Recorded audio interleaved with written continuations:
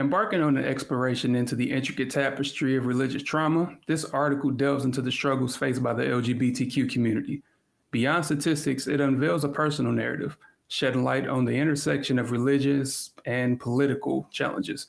Despite impacting over 7% of the US population, LGBTQ issues in the context of religious trauma remain understudied. These stories navigate the complex landscape of personal and political battles unfolding against a backdrop of legislative changes and societal shifts. Join us in unraveling the complexities of this deeply woven narrative into how hate and intolerance in the name of religion bring suffering to so many. This story is from NBC News by Spencer McNaughton on January 28, 2024.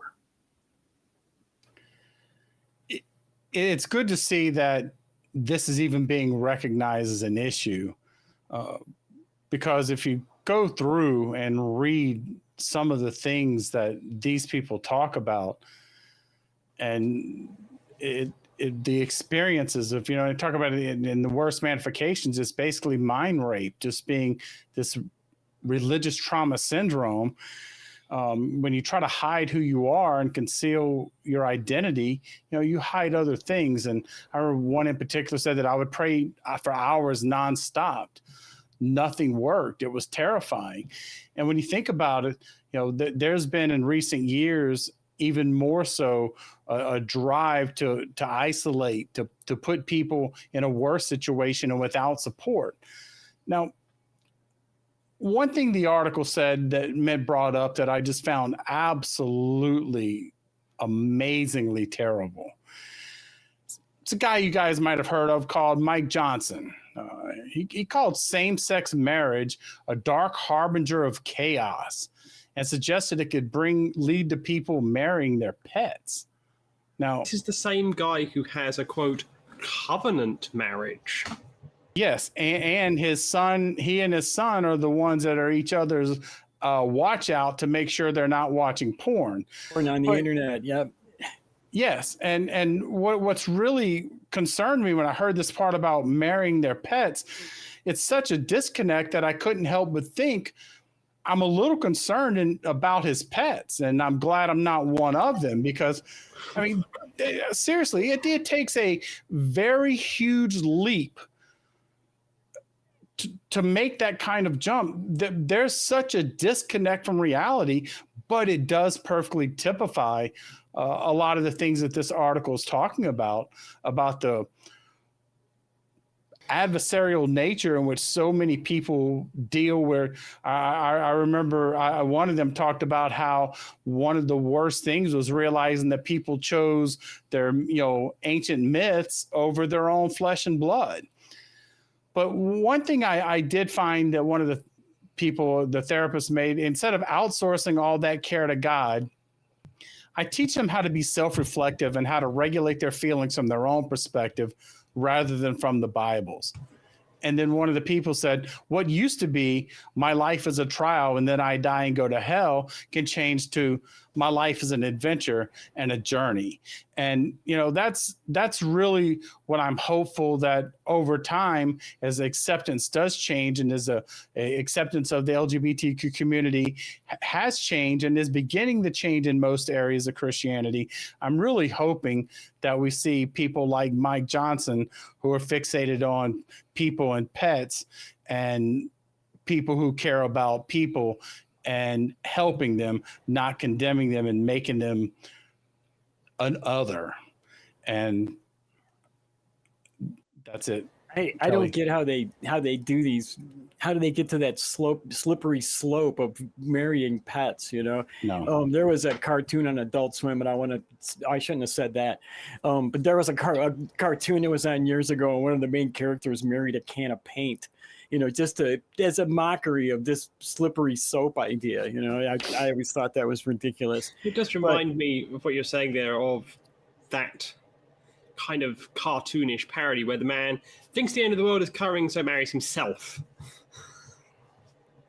It's really ridiculous. It really is. It's hard for me to empathize or to understand this problem. I didn't have I'm a cis white male, so I'm missing out on that end of it. I didn't have any religious trauma, so it's, again, I'm drawing a blank. So it's really hard for me to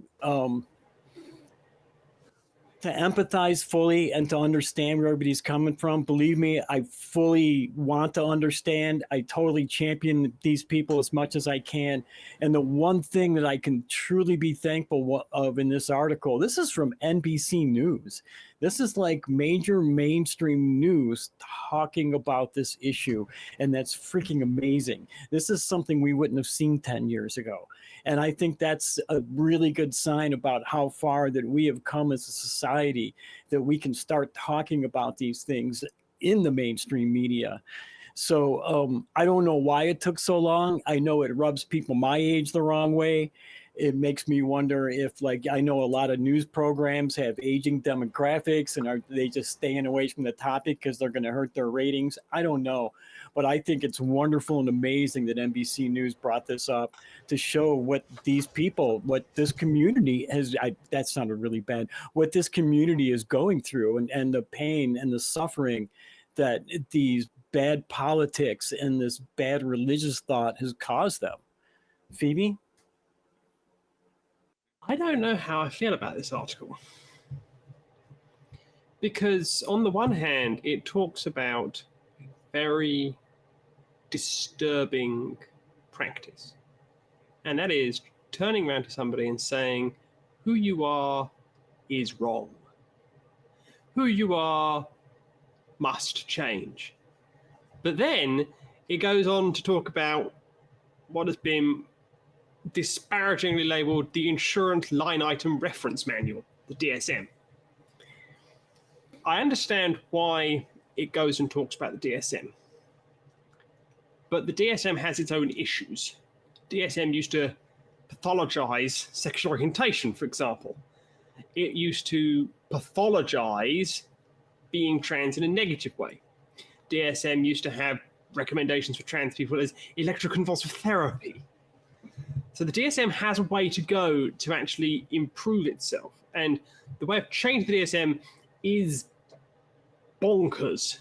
You have to submit a proposal, it has to go to a committee, that then has to go to a subcommittee, that then has to go to expert advice, that then has to go back to the subcommittee, and it takes decades to change the DSM. And the DSM gets fatter and fatter and fatter. And I don't just want this issue to be another insurance billable item. I want it not to exist.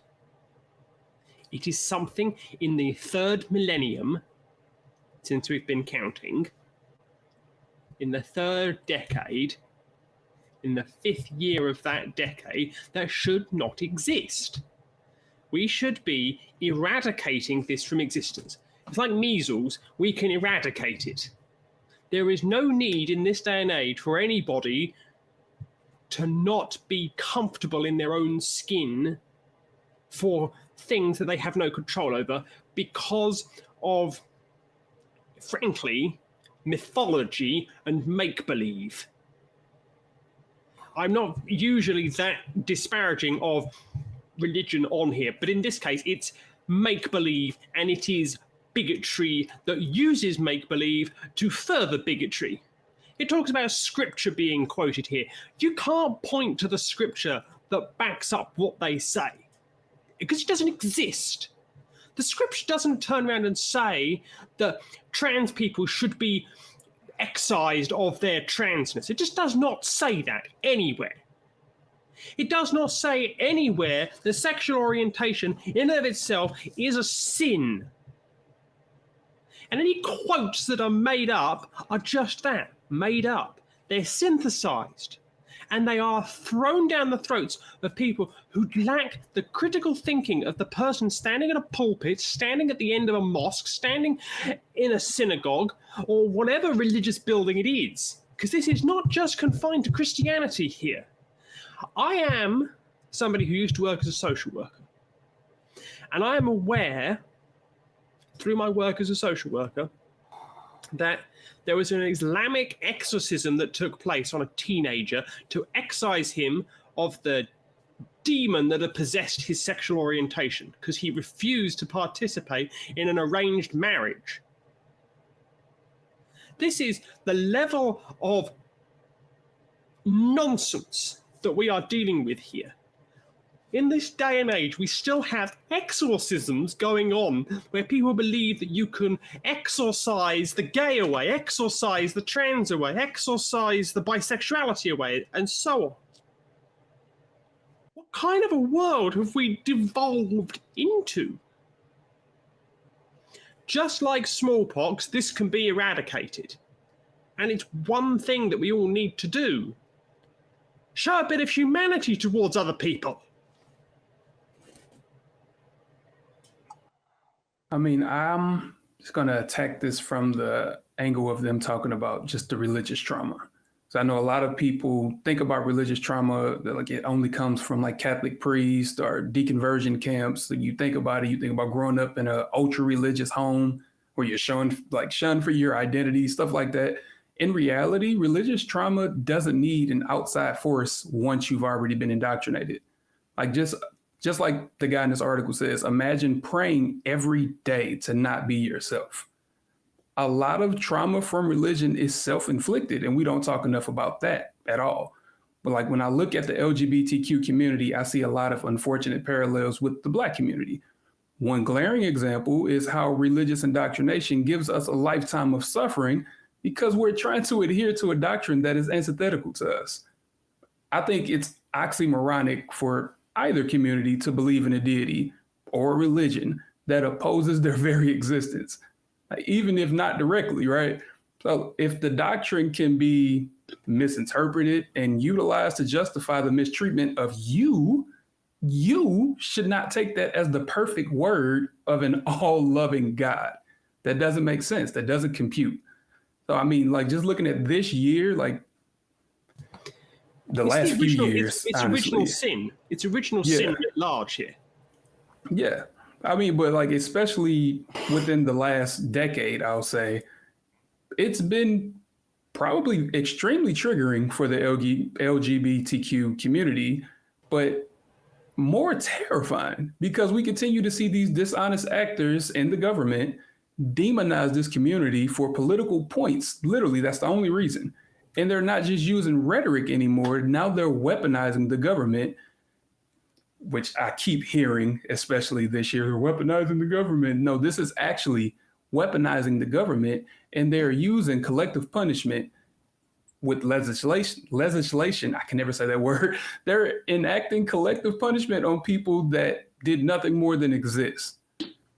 Again, as a Black man, I can see the parallels, and I can't even imagine like what the last decade must have stirred up, like every negative emotion possible for the 1 in 5 Americans, according to this article, that are suffering from religious trauma. Those emotions, they have to be even more intense now if they were already there, because you're already indoctrinated. You're trying to fight this demon, and now you're having it thrown in your face every time you turn on the TV. And all I can say is really stay strong. And if you need to talk to somebody, please do so. Don't worry about the DSM-5. There are different forms of therapy. There are people that you can talk to. Please reach out to somebody if you are not taking this last decade well, because I know a lot of people aren't. One thing that Blayton, you mentioned was religious trauma in a general sense. And that is a very real thing, because the first step is that indoctrination that a person is useless, that you are utter trash without your God. You deserve whatever you get, however bad it is, because you're a sinner. You're a bad person for that. And that indoctrination piled upon years of reinforcement is something that I'm glad that people are at least starting to recognize is an actual thing, because I know that on the other side, they dismiss this as just a bunch of people who want to whine and cry and, well, they wham, they just need to find God. Well, you know what? I thought I found him. What I have to say, I shouldn't say here, so I'll just leave it at that. But the truth is that God is in between the ears of each and every one of us who ever believed in a God. And that's where that internalized thing that you brought up, because we are our own worst enemy time and time again with this. And when we talk about religious trauma,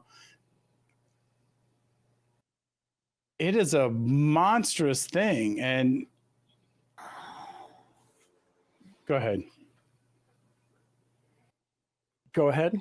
Are you done? Yes, go ahead. Yes. Yeah, I'm okay, done. that was an abrupt ending. I'm sorry. Sorry, man. I know. No, I get it. It's a difficult topic. I yes, understand. it is. It is a difficult topic. And one of the most horrible things that I think that this brings up is that, and many of you have mentioned it, in the last decade, it's gotten worse. And it's gotten worse because of the political agenda that's been going on, that's like targeting this minority group of people that are just being used for political purposes. And it's not like they're going and attacking somebody that has the ability to fight back on an equal level, because they're not. They're just being bullies and bigots and using these people in a way that is harming them. It is literally harming them, all so they can get more votes in the ballot box. To me, it's really disgusting, and that's what I think is one of the worst things that I see happening here is that this poor group of people is being used in such a way that's causing such long-term harm. It's really, really bad. Phoebe, I see you over there fuming. So the thing that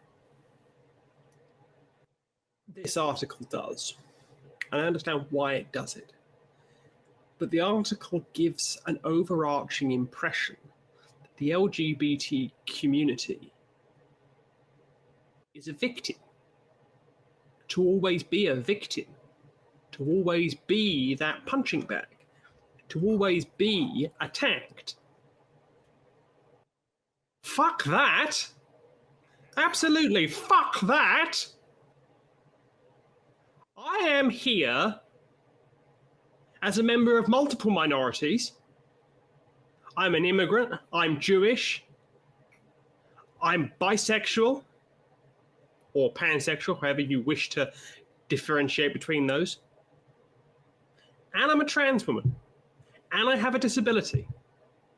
And fuck, am I gonna sit round with some heteronormative twat dictating to me that I'm worthless because his fucked up vision of the world means that I'm lesser than he is, and he can go and shove it right up his arse. I am no victim of anybody. I am the dictator of my life, and my life is a success. Yesterday, today, and tomorrow, and every single LGBT person on this planet has the ability to be a success yesterday, today, tomorrow, and forever. And fuck anybody who says that you cannot be simply because you are LGBT. Go shove that up your pulpit. yeah, a little dog still has a bite. All I'm going to say is, hell yeah. I got nothing to add. Hell yeah. That's all I got. Yeah, I don't think there is much to add to that. I'm laughing too hard. We want to hear what you have to think about this. Email us at nonprofits@atheist-community.org. Karen, thank you for the tie. And if you want to see more nonprofits, click right here.